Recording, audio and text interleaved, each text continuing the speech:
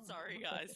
And Yumika are holistic financial planners who care about making a difference in their community by educating and impacting the fundamentals of wealth management for future generations. They focus on areas such as educational saving plans, retirement plans, long term care, insurance planning, business planning, and much more. So I'm going to ask them to take it away.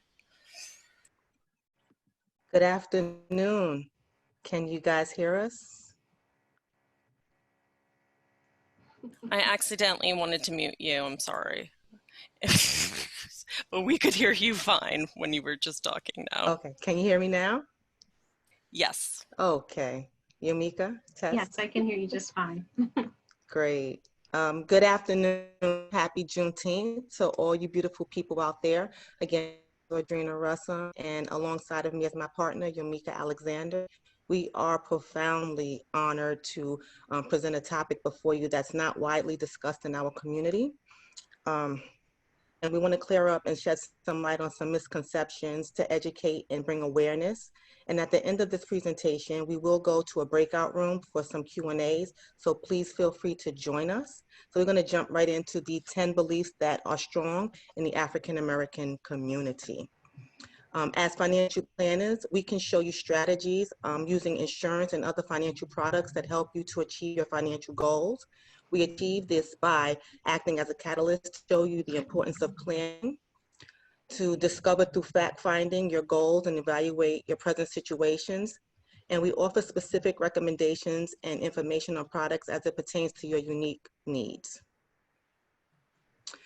After talking to several African-American agents, there's certain beliefs or even myths that seem to stand out in the African-American community. And these beliefs have a profound impact on the community and have led to a significant number of African-Americans making unwise, if not poor financial decisions. In this presentation, we will examine some of these beliefs, perceptions versus facts, the impact of these beliefs and ideas on the community, and how addressing these issues could dramatically change our community and the institutions within. Right, so starting with belief number 10, African Americans pay higher insurance premiums than the majority culture. The perception that Black people pay higher insurance premiums may have its basis in historical experience. Redlining, for instance, is the practice of refusing to do business with high-risk customers or high-risk areas. Racial profiling and redlining has a long history in the property insurance industry within the United States. With the diversity of our society, it would be poor business practice for any company to discriminate against a group of people. Therefore, underwriting practices and applications for life insurance do not take into consideration race. However, there are many factors that impact the premium for life insurance. High blood pressure, diabetes, and other issues have historically been more common in the African American community. An individual who has medical conditions that impact life expectancy will be charged a premium appropriate to that risk. If the risk is too great, however, they may not be able to have life insurance at all. Furthermore, an individual's lifestyle influences his or her life expectancy. Certain occupations carry more risk than others, and these risks are accounted for in the underwriting process. The same can be said for individuals' avocations. For example, a person that skydives or races cars would have a higher risk rating than someone who collects stamps. A person's economic wealth is also tied to their health. People who are doing well financially are more likely to have regular checkups and take care of themselves. Even cases where a person's health, occupation, or avocation does result in the person paying a higher premium, insurance may still be the best possible solution. Too often, what appears to be the problem, the premium, is actually the solution. Compared to the size of the potential problem, the premium usually represents only a portion of the death benefit. By not taking action, an individual may be transferring that problem to the people who depend upon them and who are least likely to cope with the size of the problem. So which would you rather see take place? You pay the premium, or those who depend upon you are forced to take on the entire amount of the problem? Because a person's health can change suddenly, it is important to plan while in good health. Because we don't know what the future holds, it is far better to have coverage and not need it than to need it and not have it.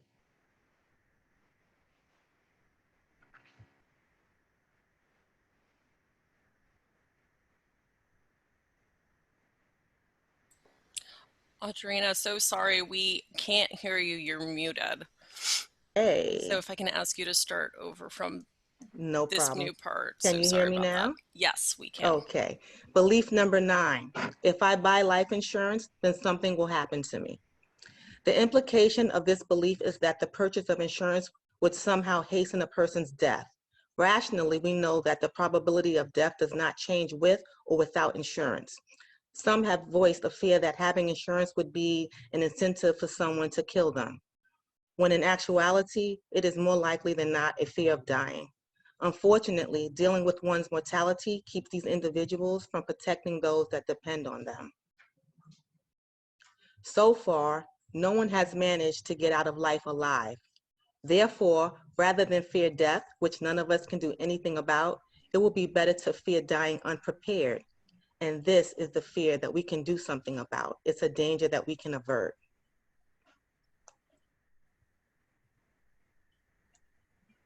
Okay. Belief number 8, I don't want to profit from the death of my child or a loved one. To contemplate the death of one's child is almost unthinkable. Because it is so difficult, any loving parent would never want to think or profit from the death of their child. Unfortunately, it is this very event itself that creates even more difficulties for the parent. The unexpected expense could cause severe financial drain on a family's resource and intensify an already emotionally charged situation. Continued payment of those expenses would only act as a constant reminder of this traumatic event. Depending upon the circumstances, there could be additional unexpected expenses over and above funeral costs. This could include medical bills, travel, and court fees. Case in point, while driving, a teenage son causes an accident which takes his life.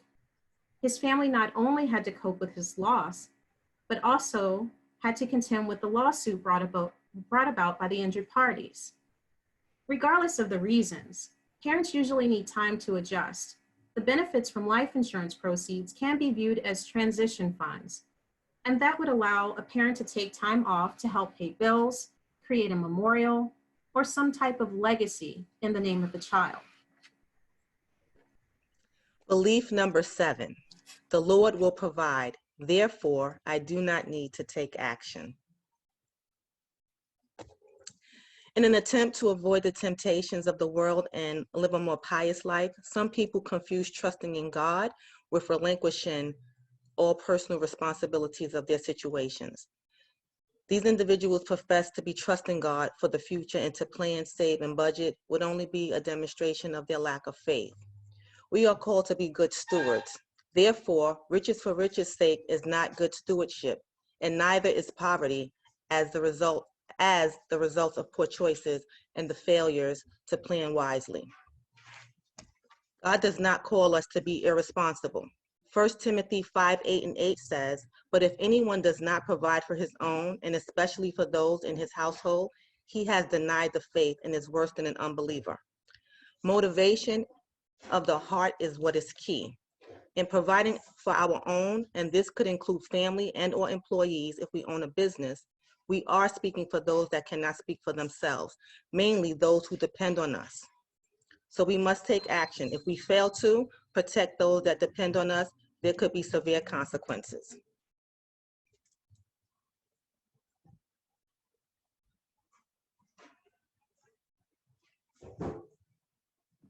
Belief number 6 says life insurance is a bad investment, or I only want term insurance. So life insurance is one of several financial tools. It is primarily designed to provide protection. Investments are designed to accumulate wealth. Although certain life insurance products accumulate cash values, the primary use is for protection. While life insurance is not an investment, neither are investments life insurance. Therefore, they are not interchangeable, and like any tool, should be used properly for the purposes for which they are designed. Life insurance is there when a person does not have the time to accumulate sufficient funds to take care of his or her family. Even after accumulating wealth, life insurance can be one of the most important tools in efficiently passing that wealth on to others and to the next generation. It is not either or, but in most cases, both. The key is sound financial planning based on your unique situation, not a one-size-fits-all rule of thumb. Belief number 5, I have coverage through work and that is enough. So the main objective of a company's benefit program is to attract and keep employees. The employee benefit plan, it does not consider special circumstances or situations that's due to your family. By depending solely on the company's program, you place you and your family's well-being in the decision of your employer. The question you must decide for yourself is this the best or wisest position to be in? As we have seen earlier, the people left behind may be the least able to deal with the losses. So when answering the question, who holds the responsibility for your family's future, those who truly care about protecting those loved ones will want to make sure that the maximum control is in their hands.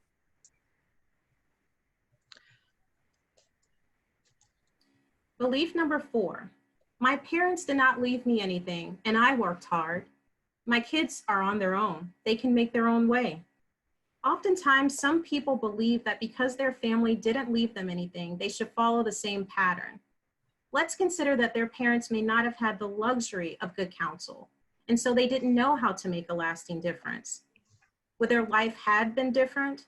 Had someone in their family taken a different outlook? Earlier, we saw from a faith perspective that believers are called upon to provide for their families. Dr. Miles Monroe, author and motivational speaker, asked the question, where is the richest place on earth? Most people would say the Middle East or the diamond mines of Africa. He argues that the richest place on earth is in the cemetery. There are many books that were never written, ideas never put forth, and leaders that have never led. Their talents and abilities died with the individual. So regardless of who you are, any dreams not realized or even attempted that die with you are a tragedy. We compound the loss of talents and abilities by not preparing to pass on or take care of those who depend upon us. Those who die in this state, Dr. Monroe refers to as generational thieves. Belief number 3, if I leave them a lot of money, they will spend it on somebody else. Or put a different way, why should I leave him or her with a lot of money to be with someone else? The reality is, if you don't leave enough, this may leave the opportunity for someone to come in and take advantage of your family. Not leaving enough may leave your family in dire straits, having to make tough choices like selling a family home, depending on relatives, friends, or charity, or even a child or children not being able to attend college. The reason why this belief exists is beyond the scope of this presentation. However, ultimately, a person must decide if he or she wants to live up to their responsibilities of life. Dr. Martin Luther King put it so very well. He says, every person must decide whether to walk in the light of creative altruism or in the darkness of destructive selfishness. This is the judgment. Life's most persistent and urgent question is, what are you doing for others? If families, businesses, or institutions are to grow and prosper to help future generations, we must be people of character with a long-term view and look beyond the emotions of the moment. Belief number 2, they will just blow it anyway.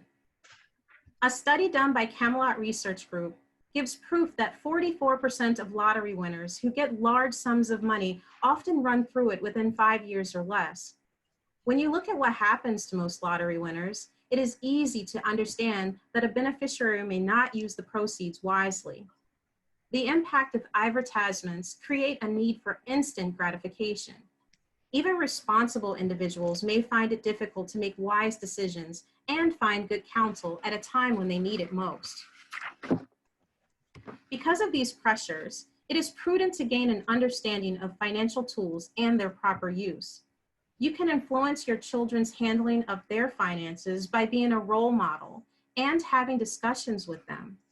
If interested, we will be happy to provide additional resources to assist in this area.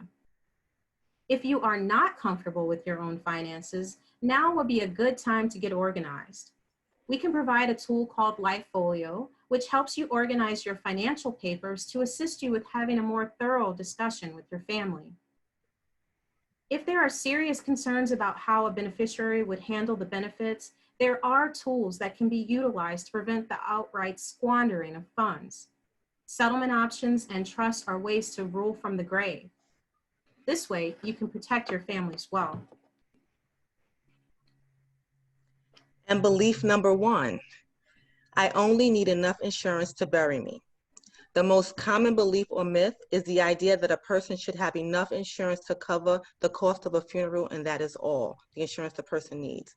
This view of one's self-worth and value that they provide for their family it rarely ever matches the reality of their situation. This is especially true in just considering what it would take to replace the loss of income at the death of a wage earner. Speaking of income, most people do not realize that over their lifetime, they will earn a fortune. A 35-year-old making $50,000 per year will earn $1.5 million by the time they reach age 65 without ever receiving a raise. If you consider that he or she is most likely to get raises and make more than $50,000 a year, they could easily earn $2, $3, or even $4 million by the time they reach age 65. This is why when a person is injured or dies due to negligence, courts take into consideration the economic value of the injured of wrongful death victims. Human capital is the value of your expected future earnings. For a more comprehensive assessment of your total economic wealth, you need to consider your human capital as well as your financial capital, your money, property, and other valuables. So what are some ramifications? This last belief has had a significant impact on the African American community. In addition to not fully taking into consideration a person's true economic value, the idea of covering the cost of a funeral provides the person with a false sense of having done something significant. It allows the person to continue their current spending habits and behavior and say to themselves, their family will be all right. This is because they purchased the cost for the funeral. Unfortunately, it is this belief. Unfortunately, it is the people left behind who have to deal with the consequences of this decision. Those consequences could negatively impact multiple generations to come. So what will you do to address these beliefs that impact our community? And that concludes our presentation. We